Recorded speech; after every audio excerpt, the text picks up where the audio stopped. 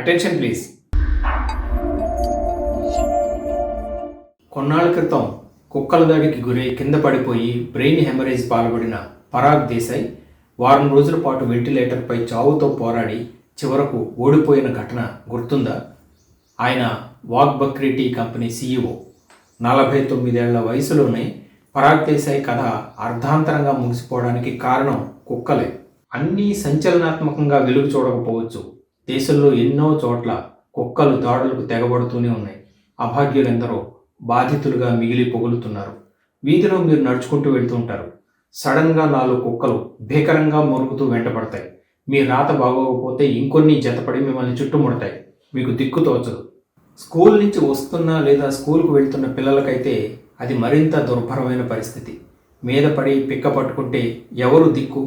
ఖైరతాబాద్లో ఇంటి ముందు ఆడుకుంటున్న 4 ఏళ్ల చిన్నారిని వీధి కుక్క గాయపరిస్తే ఆ అమ్మాయికి సర్జరీ చేయాల్సి వచ్చింది.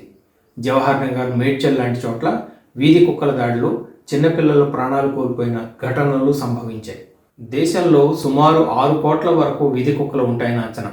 ఆ మధ్య ఏడాది కాలంలో 37 లక్షలకు పైగా కుక్కకాటు ఘటనలు సంభవించినట్లు National Centre for Disease Control NCDC నివేదిక వెల్లడించింది.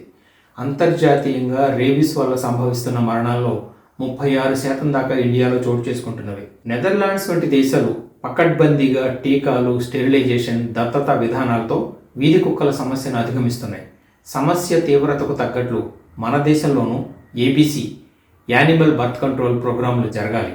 అంటే వీధి కుక్కలకు స్టెరిలైజ్ చేయడం, వ్యాక్సినేట్ చేయడం అవేమీ సరిగ్గా జరగడం లేదు. దేశ రాజధాని ప్రాంతంలో వీధి కుక్కలకు ఆశ్రయం కల్పించాలని ఢిల్లీ ప్రభుత్వాన్ని, పౌర సంస్థలను సుప్రీంకోర్టు ఈ మధ్య ఆదేశించింది. కుక్కల స్టెరిలైజేషన్ నిమిత్తం ఇమ్యునైజేషన్ కోసం తగినంత సిబ్బందిని నియమించాలని ఆదేశించింది.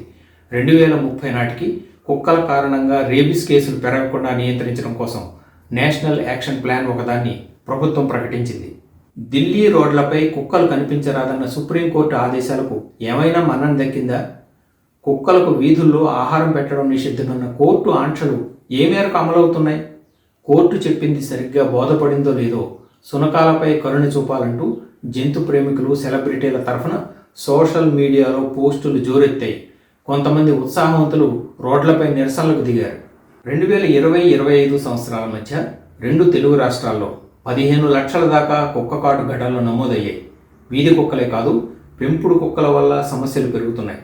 UK, సింగపూర్ వంటి చోట్ల కుక్కల్ని ఒంటరిగా రోడ్లపై తిరగనివ్వరు. మలమూత్ర విసర్జనకు, వాకింగ్కు కుక్కల్ని రోడ్లపైకి తీసుకువెళ్ళనివ్వరు. ఎప్పుడైనా కుక్కలకు సంబంధించి ఏం జరిగినా బాధ్యత యజమానులదే. వాసన రాకుండా, ఎవరికి ఇబ్బంది కలగకుండా శుభ్రం చేయాల్సిన బాధ్యత వారిదే.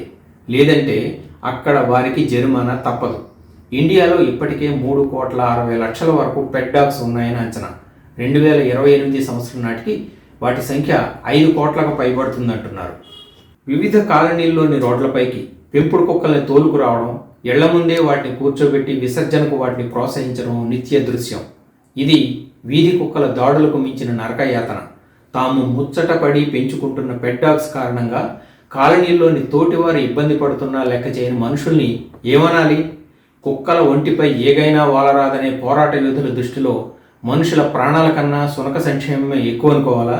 మరో అంశంతో మళ్ళీ మీ ముందుకు వస్తాను. This is Balu Ekkal Devara signing off. నమస్తే.